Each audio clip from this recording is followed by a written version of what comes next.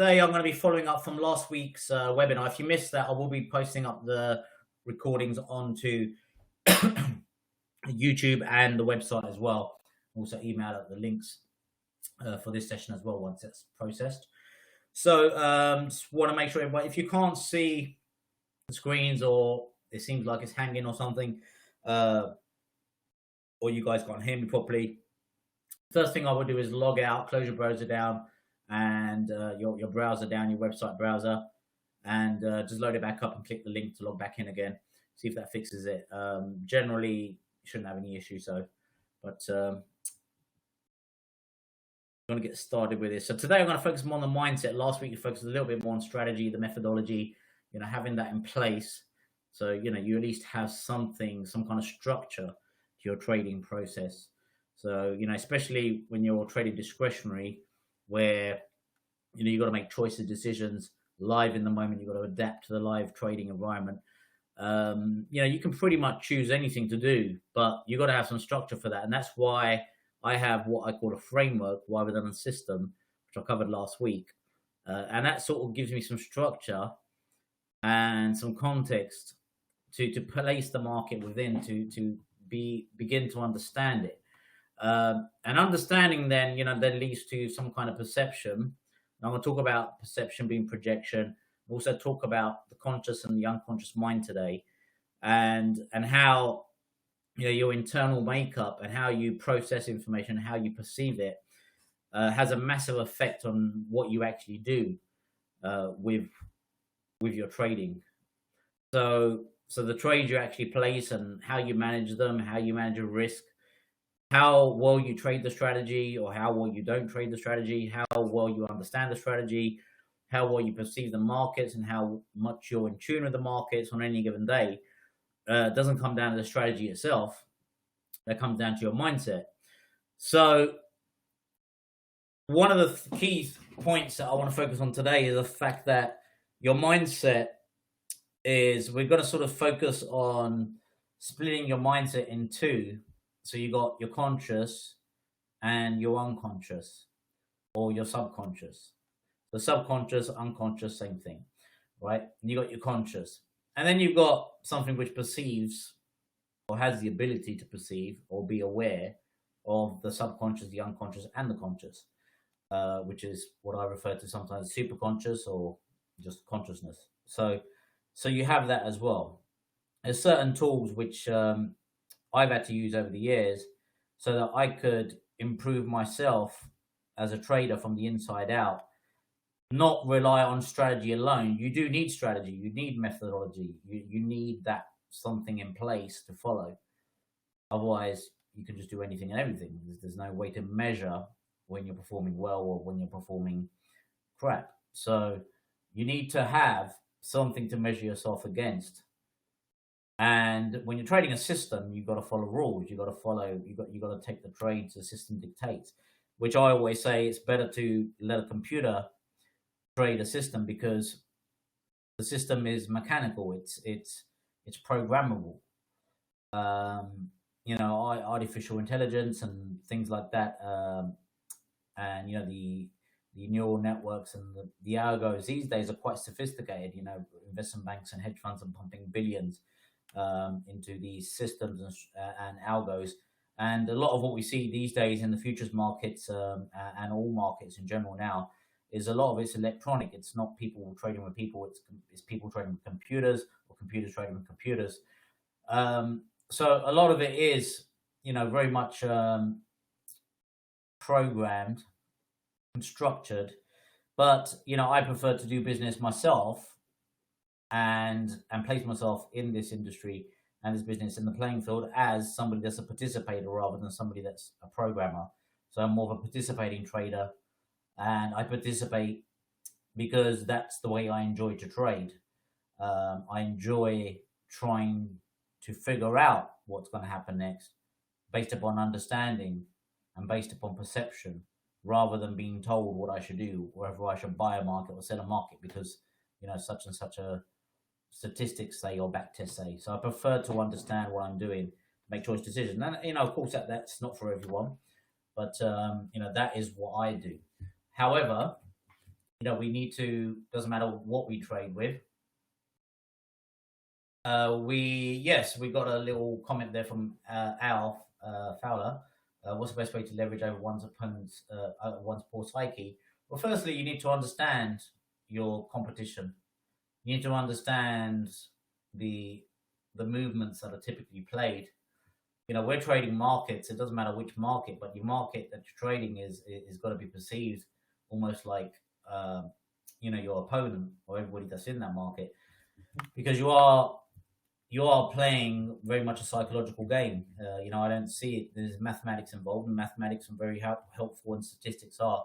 But in the end, even when computers are trading and they're programmed to trade, they're still programmed by people, which are trying to mimic the way they would make choice decisions. So in the end, computers ends up also having consciousness, a psychology, if you like, a way of thinking, a way of doing things, because it's based upon what human beings, which think and make choice decisions in the markets, think and believe is correct.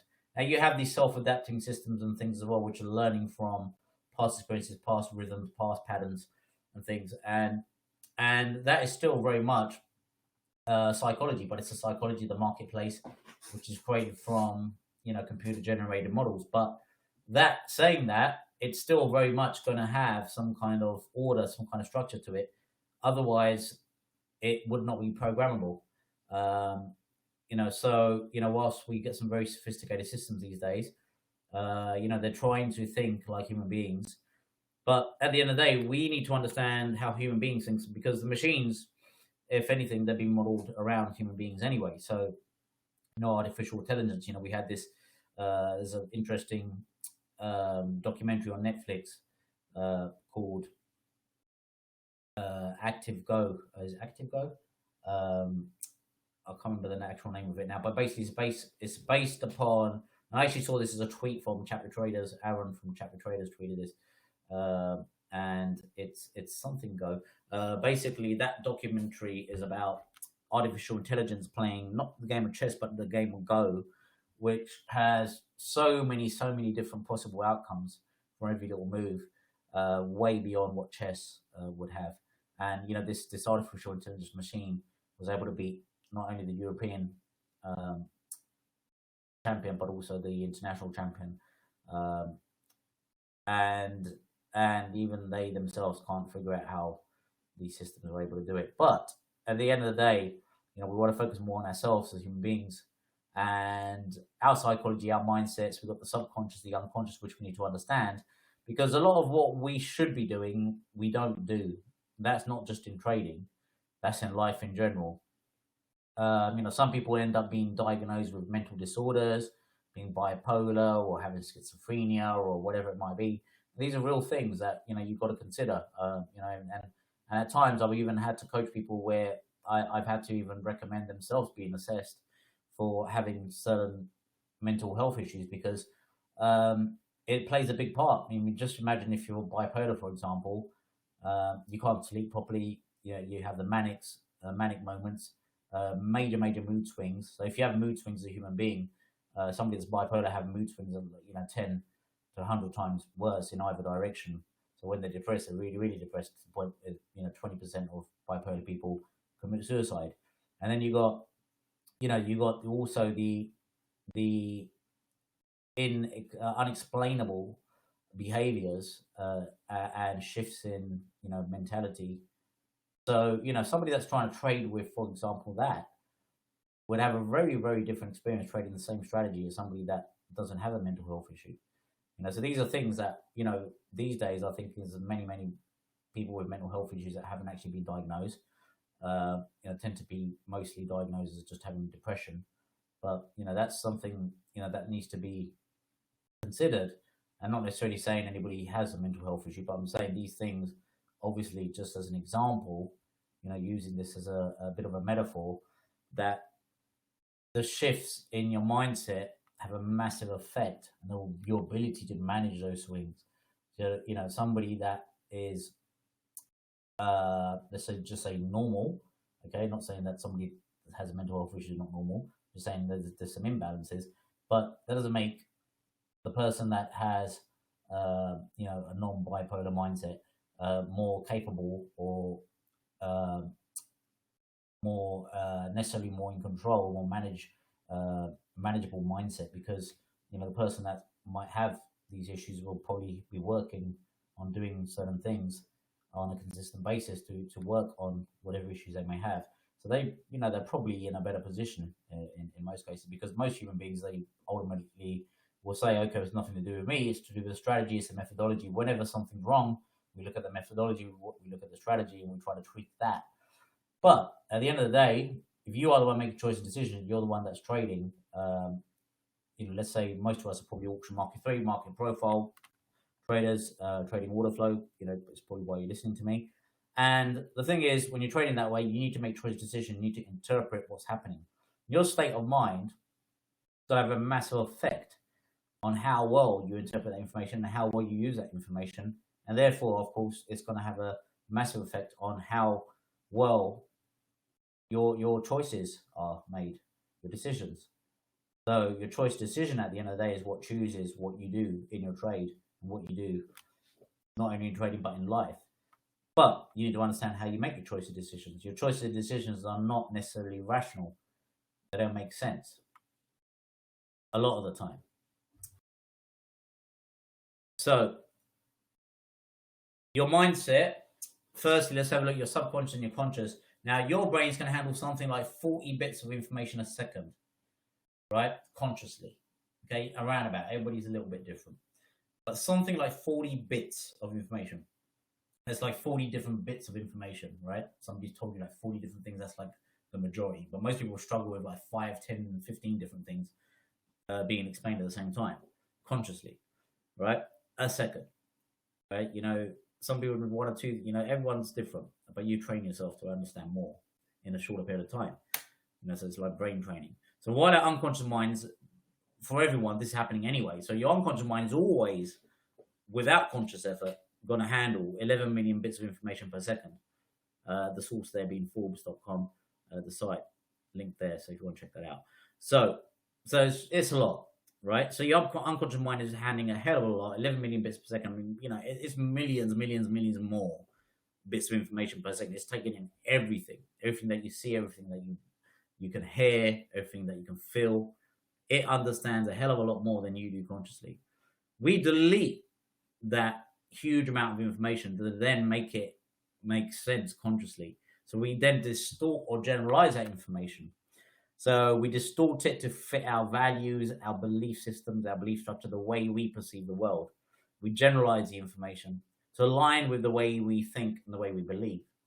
So, for example, some of us will see a sideways range of the market and we're looking for unfit highs, and the market is stalled at the resistance or the support of the range and go back into the range. We're looking for that sideways play. We're trying to play from resistance back to the support of the range. And then there'd be the next person which believes the breakout's a better trade. So they believe the breakout's a better trade. They're now playing against that person. They're playing against the person that's trying to fade the sides of the range where the potential resistance is or potential support of the range.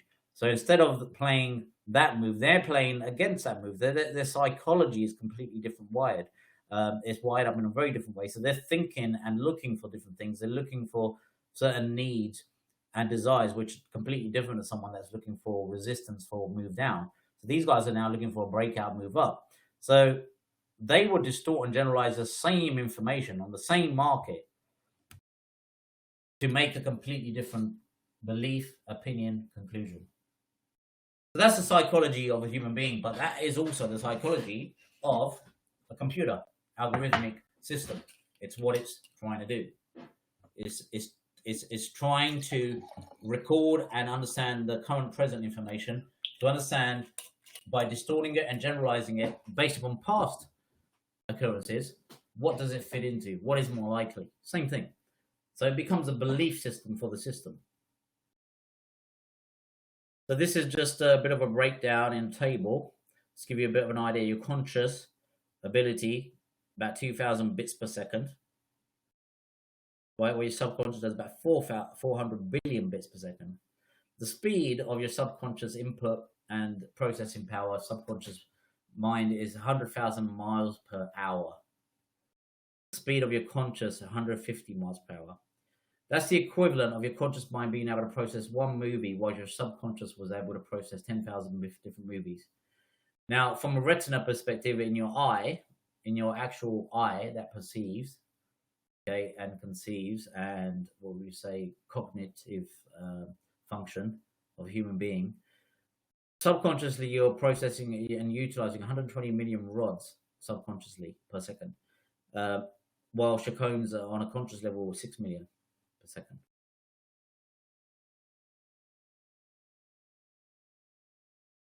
Right, only about 0.01% of the brain activity is is actually experienced consciously. So it's a massive difference, and so to try to understand everything consciously and like to negate feelings and emotions and try to be like a robot for a human being is impossible. This is a neuro-linguistic programming model. Been an NLP practitioner since 2010, so nearly 18 years now. I became certified in NLP as a practitioner, and 2005 and 2006 I became master, so 13 years. And NLP communication model basically just quickly, very simply defines how we process information. From an external event, external stimulus, we perceive something, we see it, we feel it. If you're blind, you'll hear it, you'll see it, or feel it, sorry. But you're going to have some kind of external stimulus, something, most of us, let's just assume most of us are not blind and we can see the computer screen, and that's why we're trading. We're trading based upon what we perceive, but maybe what we hear and, what we feel as well, right? In the pits in the back in the day, it was very much about what you see, feel, and hear. It's very, very, very emotional. And in a sense, people you lose that by trading on the screen. You can't really feel the emotions in the market in the same way. But the emotions in the marketplace still exist, and they do display themselves in the level of interest, for example, at certain prices. And I spoke about in the last module last week. So what we do is then filter the information subconsciously based upon our past experiences, what we believe is true, what we believe is more important because of our values. So we believe it's more important to look for a breakout. We'll be focusing on finding a breakout. If we believe it's more important for the breakout not to happen and the resistance to be found, we'll be focusing more on the sell-off. Because we're focusing on that, that's what we are more likely to perceive.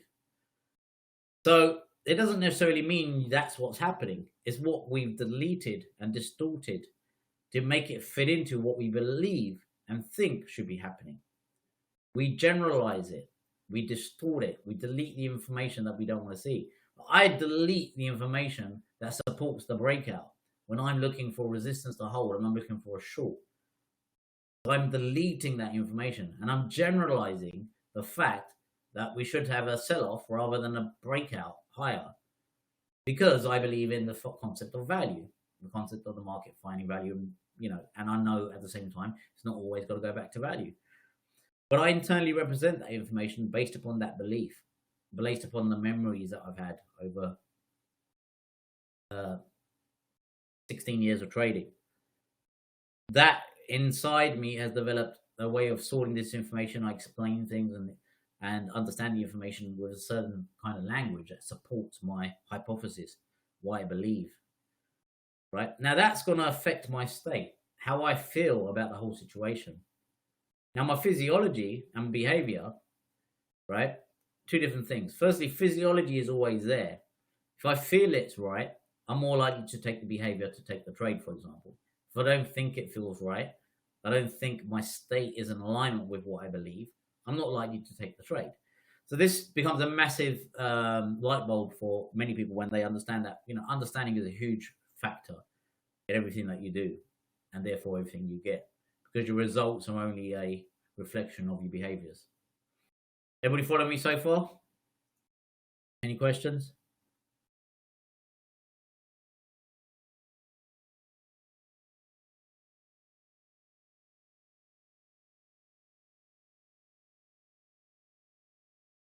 All good? Right. So now your conscious mind, we spoke about this a little bit.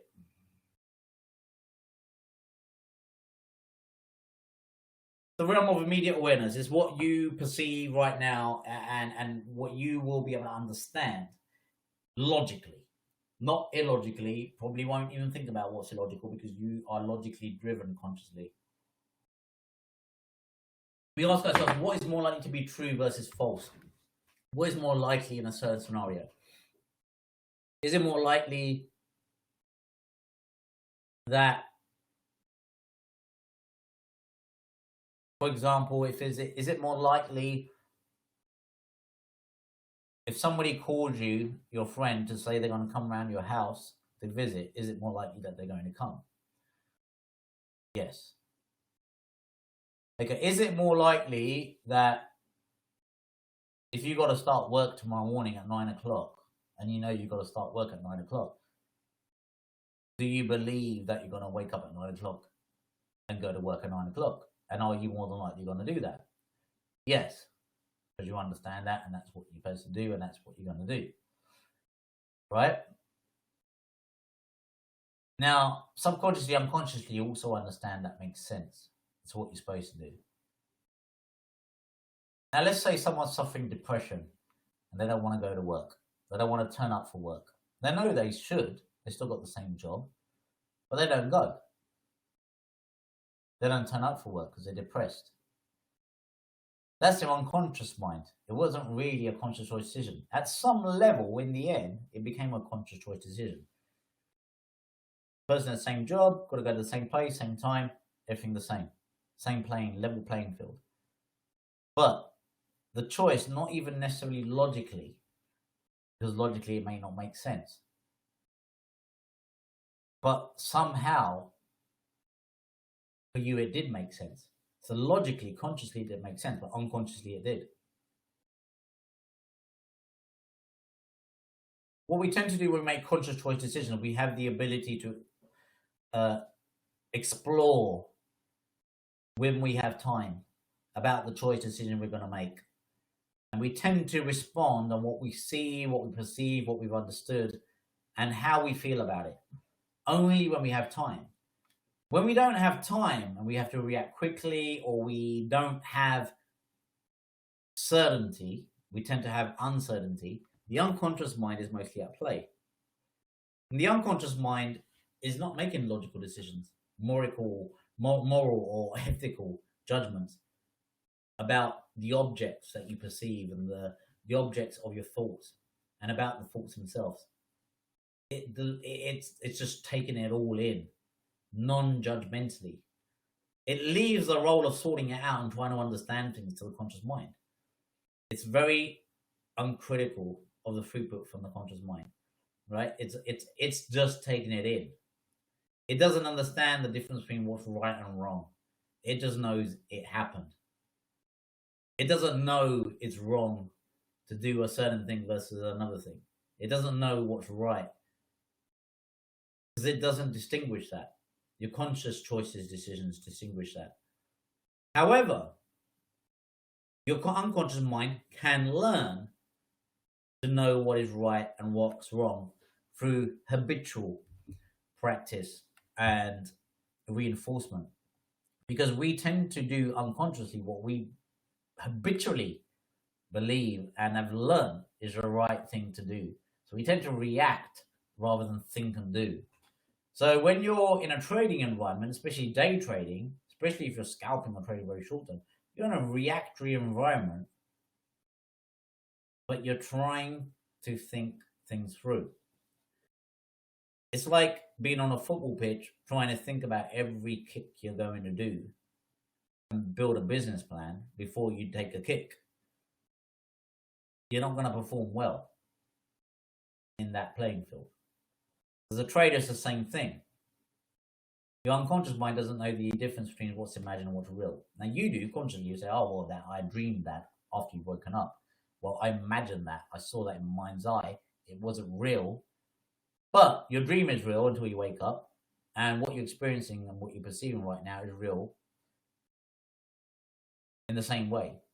So what's imagined and what's real, the unconscious mind don't know. It just sees and feels and understands based upon what your typical thought patterns have been. Now, the unconscious mind does this. We can pick things up. We can look at a glass and know we want to drink the drink and not have to build a business plan, just have a drink and a sip of our drink. The unconscious mind frees the conscious mind to specialize as a discriminator. The unconscious mind takes care of the clutter in a way. It takes care of all the noise and the details that would otherwise slow down quick judgments and the exercise of discretion, especially when you're trading, right? But this applies to life.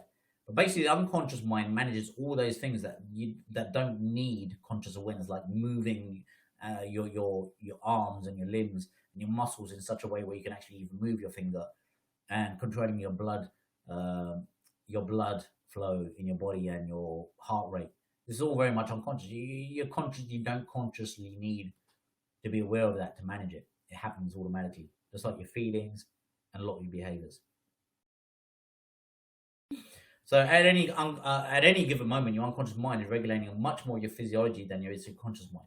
But think about what you're doing right now. You're listening, you're watching, you're learning, you're understanding, you're processing things, you're trying to make sense of things. You might be sitting there thinking, well, this doesn't make sense. What am I listening to? You might, whatever you're doing, right? But your physiology is unconscious. Your heartbeat, unless you want to sit there and listen to your heartbeat. Now you become focused and concentrated on that. Your breath. It's all unconscious. What you're doing when you move your mouse, you pick up your mouse, you click the button, physiology.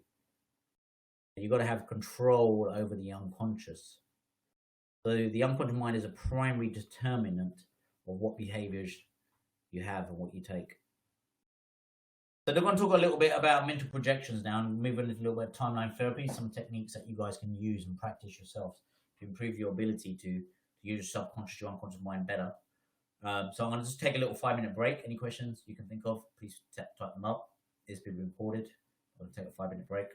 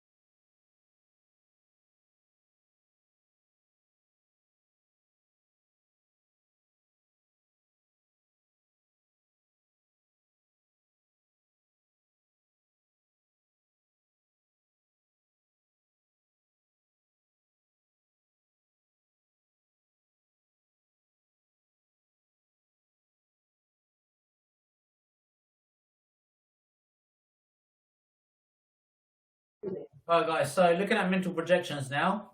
So firstly, everyone's different.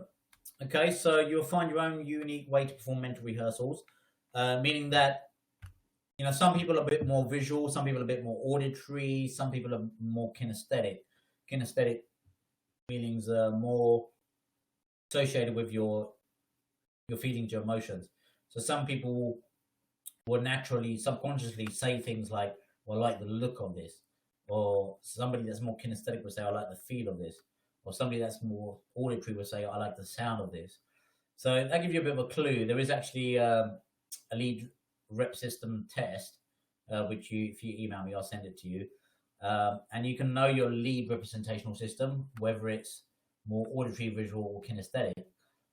Most people are a bit more visual, but auditory digital is very common as well because that is when you have to explain things to yourself rather than see things to believe it, or hear things to believe it, or feel it to believe it. So a lot of people need to understand and explain things, and that's auditory digital. So we tend to have this world full of auditory digital people which needs to process things slowly and explain things. That's the auditory digital. That's the explaining to yourself sort of mode. Whereas you use a combination, but like for example, I'm very visual, but kinesthetic. So I tend to use feelings and what I see to make choice decisions more than what I hear and what I what I sort of figure out. So it's different kind of mindset. So know your lead rep system. Send me an email, info@thetradingframework.com or cam@thetradingframework.com. I can send you the lead representational system so you can find out what your representational system is. That's important to know because even in the schools these days, everyone's necessarily not the same, and everyone learns differently. Some people learn better by listening, some people learn by doing, some people learn better by seeing things done. um, think about your mental projections now. When you see things, past experiences, or think about things in the future, are you associated or disassociated? Meaning, are you seeing it with in your mind's eye through your own eyes? Like, are you perceiving that situation when you think of a memory, or you think of a future situation that you'd like to be in? Can you perceive it looking through your eyes, or do you see yourself in the picture, in the movie, as someone you're looking at? Because associated and disassociated makes a big difference on the emotional charge you have to the event. Now, for example, if you have an associated perspective, you remember past bad memories like big losses in trades or something bad happening to you in an associated manner mentally, it's going to affect you a lot more powerfully, energetically, emotionally in the moment when something's up that makes you feel anxiety or fear. Because if that moment was to show up again, your memory is going to be associated, and associated typically means heightened emotions. So sometimes what I do is tend to get people to play back these past situations or events where they've not liked what happened. For example, it could have been lost a lot of money on a bad trade, or did a stupid choice, made a stupid choice decision. But dissociate yourself rather than see that memory in your mind's eye with you looking for your own eyes. You disassociate, so you see yourself in the situation, and that disassociation, it reduces the emotional charge by itself. So you got first person would be looking for your own eyes, right? Right, and second person perspective will be somebody else looking at yourself, right? And a third person perspective, you looking at yourself and understanding also the person looking at yourself. That'd be third person perspective. So like watching yourself, right? So you can associate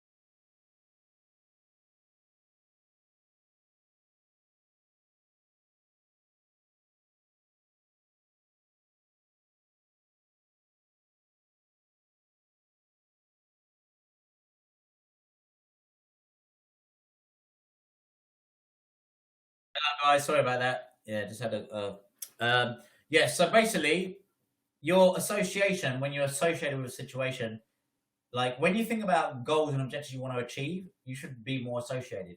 When you think about goals, objectives, or fears, emotions that you know, situations that have held you back in the past, things you don't want, you want to practice seeing that in your mind's eye. So when you close your eyes, try to disassociate, lose energy from the past bad experiences and events. Okay, but try to build more energy associated to those events where you actually, did find do find or find yourself in a more positive state.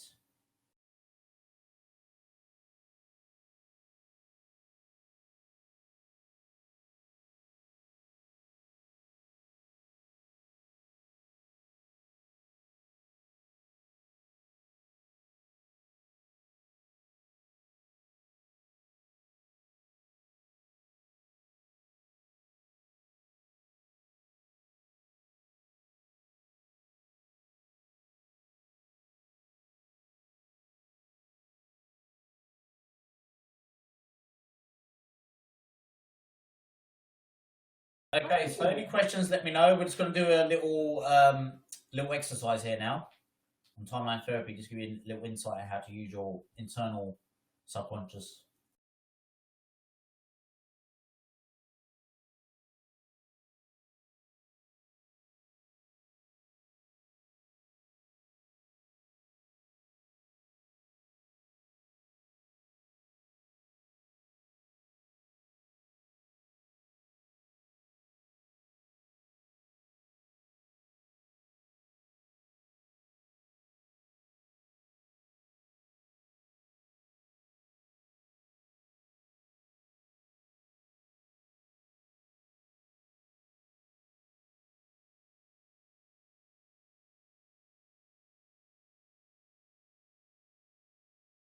Okay, so no question. Let's do this exercise then. So if you just close your eyes and take a few deep breaths, try to breathe in for a count of 3, hold it for a count of 4, and then breathe out for a count of 3. Then when you've done that a few times, I want to see if you can hone in and connect with your mind's eye, your inner eye, which you see your dreams through, you see when you think about things. There's going to be some kind of ability to see internally. When you think about your past, or you imagine a situation of your past, what direction would you point to? It might be to your left, to your right, your front, your back, your up or down, but in some direction in relation to your body. Where is your past? Okay, now you don't have to write that down, just take a mental note of it. You can type it up if you want, just to get an interest into who's where. So where's your past? If you want to type it up, you can type it up. And what about your future? What direction would you point?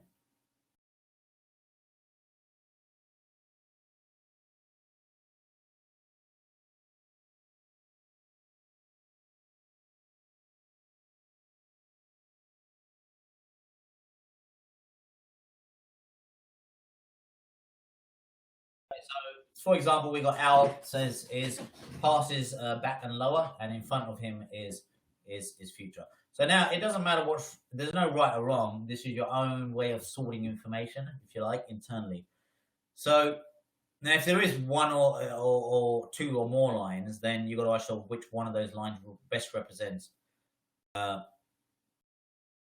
or best represents the way as the best one to use for the most persuasive, pervasive, and long-lasting change. And again, just trust your unconscious, subconscious to find the answer. So again, you should now have a way of sorting your past and your future in your mind's eye. So think about where your past is and where your past memories are. You can actually float along your timeline internally. So now if you open your eyes, when you look at the screen, there's something called discovering the root cause. And a typical, like, very, very bad, repetitive habit that you have that you shouldn't do will have a root cause. For example, if you started smoking, you shouldn't smoke. That was the first time you smoked. And you will remember that first time you smoked, even if you don't consciously remember totally. If you was to close your eyes and trust your subconscious mind, it will take you back there. And then what, you don't necessarily need to know the exact details of date and time, but you'll have a lock in the image or a memory in some shape or form, where you'll be able to see whether it's a picture or it might be just a flashing picture, it might be a moving image, but in some shape or form, you've got a representation, internal representation of this past experience. So I want you guys to think, all of you right now, think about a significant emotional event, whether it's trading related or not, that's happened in your life. And write that down. Or just think about it. Significant emotional event. Does everyone have one? Let me know if you have one. Significant emotional event. Good or bad, anything. Doesn't matter.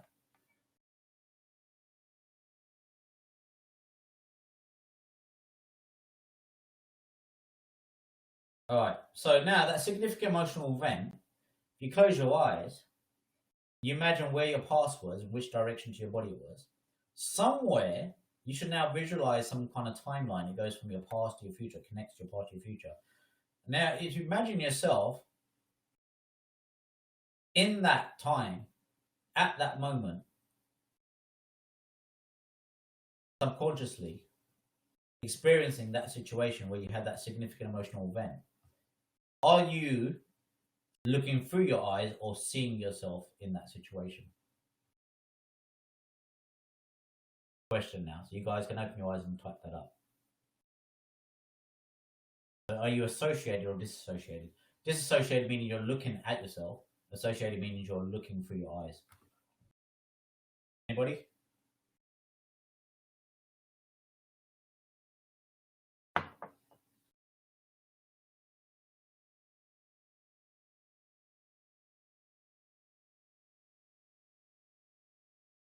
So you're associated or you see yourself, I feel it's internalized. Right, so now, what I want you to do is you visualize and you close your eyes again. I want you to disassociate yourself. Imagine like you're watching a movie of that same event, but you're not in the movie. You're watching like a recorded movie of the event. You're watching it on your TV screen. Now imagine that and just feel the difference. Seeing it from a perspective where you're disassociated. Now, if I was to ask you about your emotional attachment to that event, just from seeing yourself outside of it, if you was to measure in percentage from 0 to 100%, what's the difference between being associated and disassociated in terms of your emotional attachment?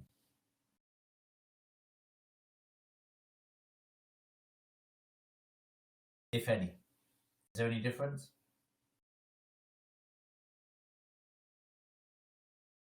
And again, just trust your subconscious mind. Just give it a number. Is there any reduction?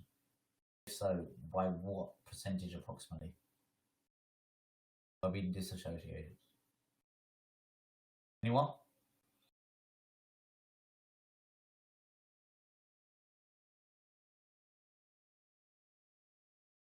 Yeah?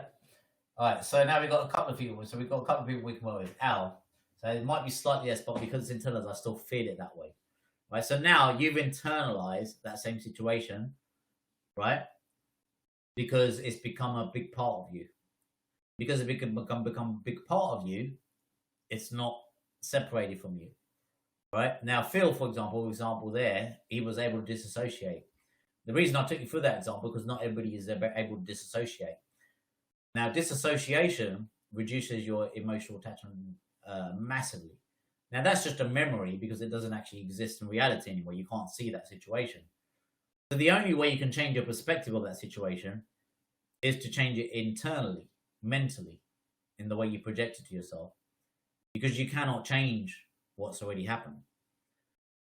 But in order to change your reaction to ways you would have reacted and situations would have presented themselves in the past, the only way is to change the way you would have reacted by changing the source of your reaction behavior itself, which would have been how you felt it and how you experienced it. So if we can remove some emotional attachment, some fear, anxiety, for example, from a situation which it was associated with, and the memory typically shows up as associated.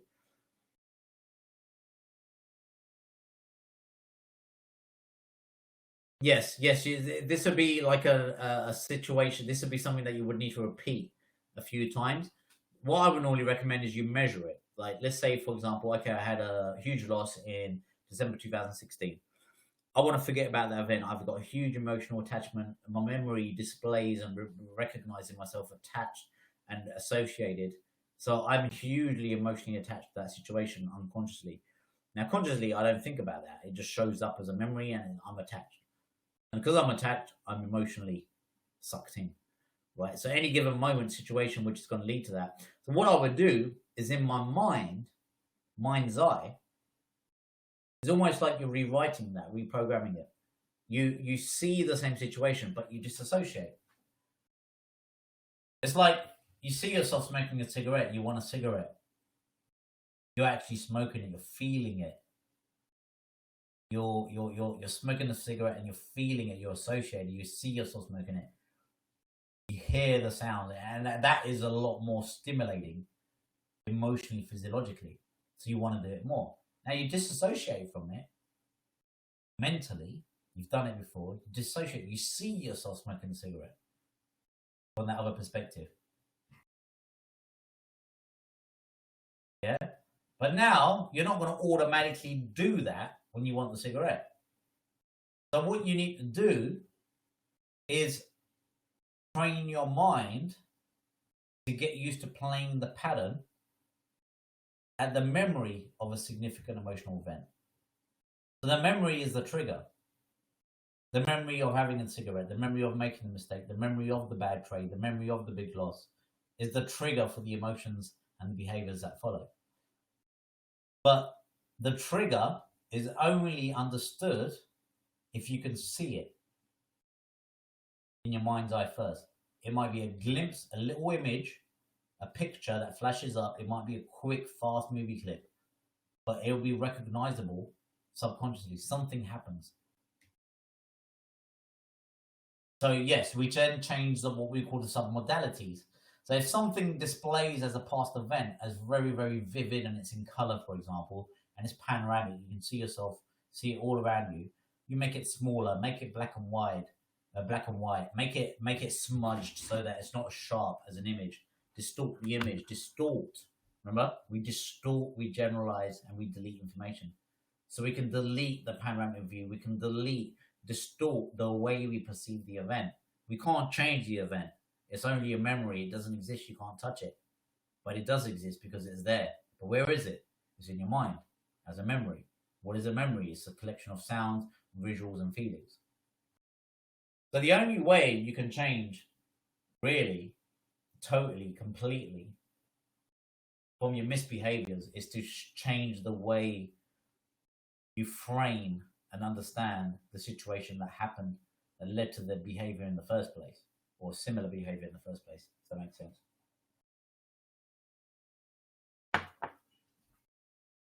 So this is an example of like an event that might be in your mind. Now, along your timeline, somewhere you're going to see the event. It's slotted there approximately on that date, that time, that point of your life. That event 4, let's say that's December 2016, I've done a shit trade. I normally will risk $2 grand on a trade. I'll risk 20 grand. No, I shouldn't have. That event's happened. I'm associated with it. I've got the pain with it. So every time I'm in a similar situation, I remember it unconsciously. It comes up, springs to mind. Now, what you can do is you're using your inner mind to perceive these events that you've associated yourself with. Because that's what you've got. You've got associations with these events, and you've got attachment to these events. Now, you're physiologically capable of detaching yourself away from emotional significant events by removing yourself internally in your mind's eye from the event itself, looking at the event as disassociated. So let's say, for example, above the event. You're above the event, you can see it, but you'll still be emotionally attached to it, right? Above and after the event, you still have emotional attachment to it, okay, in step one. So you move initially in the timeline therapy session, you move to above and before, sorry, above and after the event. So it's already happened, but you're looking at yourself and you know you've done what you shouldn't have done, for example.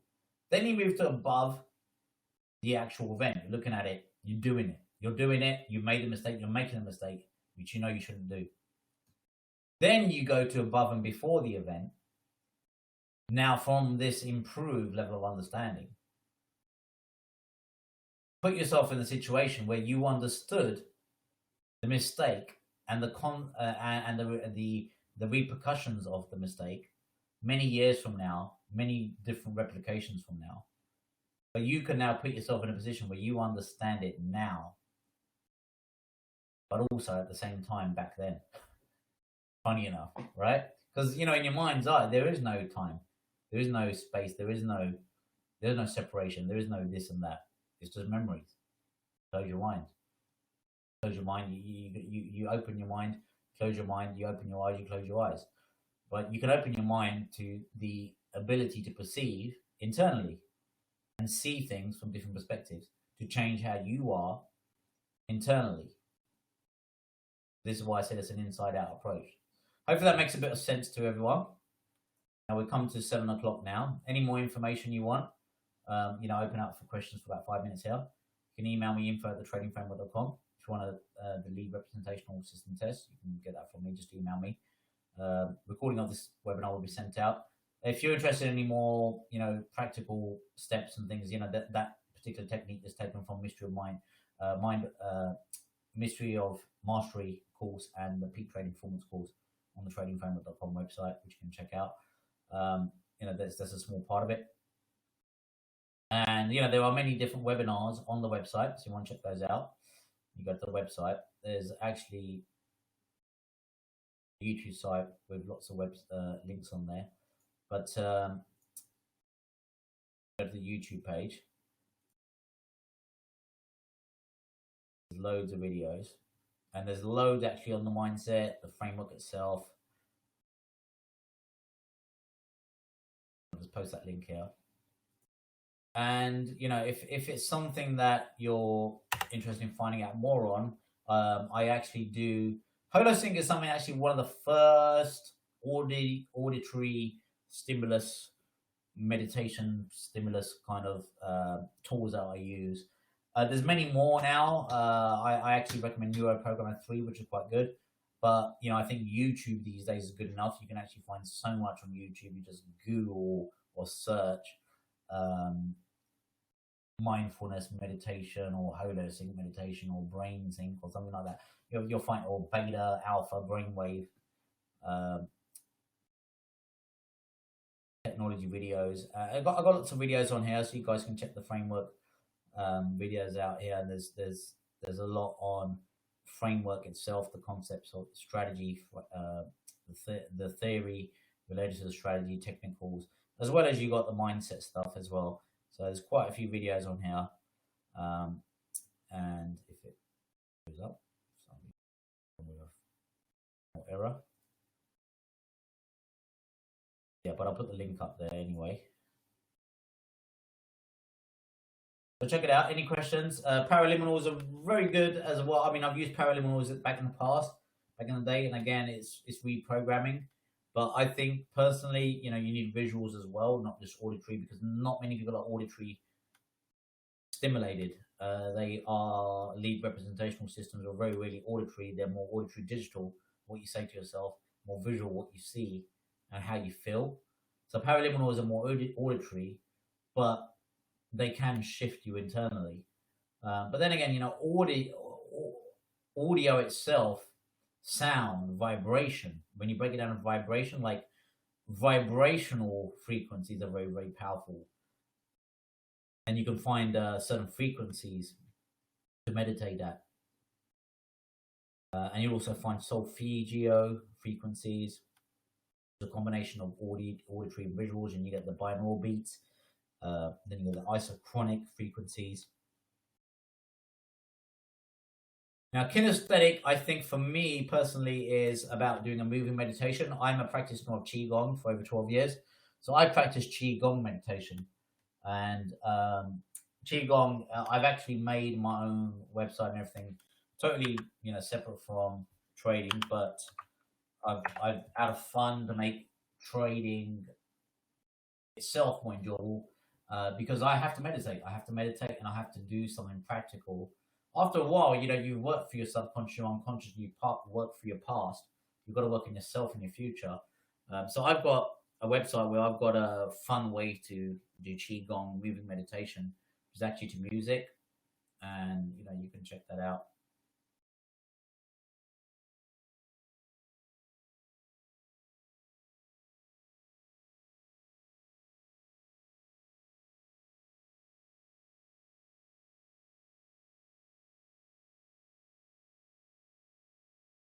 And there's a video channel on YouTube as well.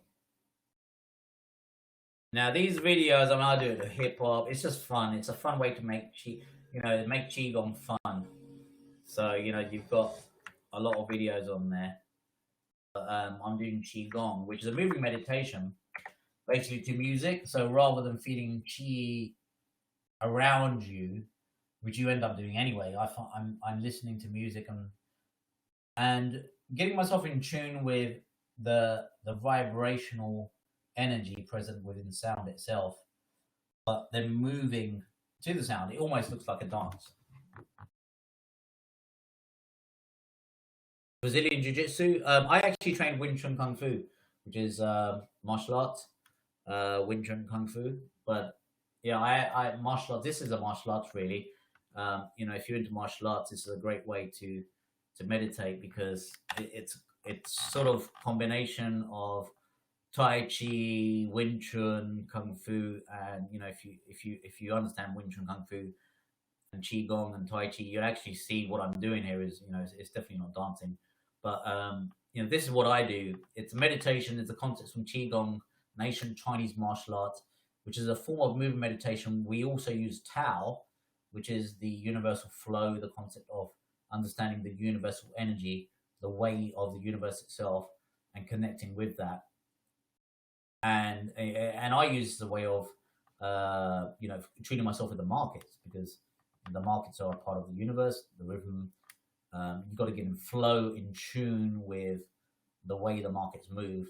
So the way I get in tune with music and flow through movement meditation helps me to get into the right state, physiologically, mentally, how I perceive visually.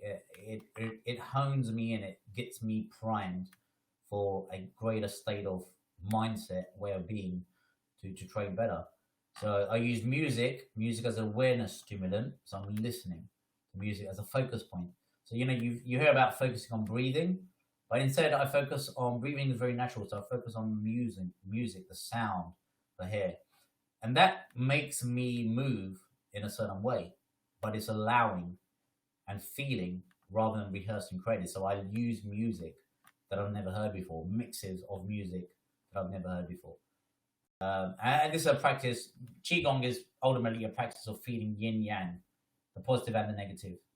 It's about bringing balance between the good, the bad, the positive, and the negative. It's about releasing separation between something exists and nothing exists, between something and nothing. It's about getting in tune with understanding this and that only exists with this and that. There has to be something in order to perceive something, and you need to perceive. There has to be nothing for something to exist. So that's the whole point. Yin yang. You can't have something without nothing. You can't have up without down. You can't have left without right. You can't have feminine without masculine. You can't have black without white. You can't have dark without light. So you have to be able to connect with both to get yourself to the point of being both. That's my meditation thing. I'm not sure that's for everyone.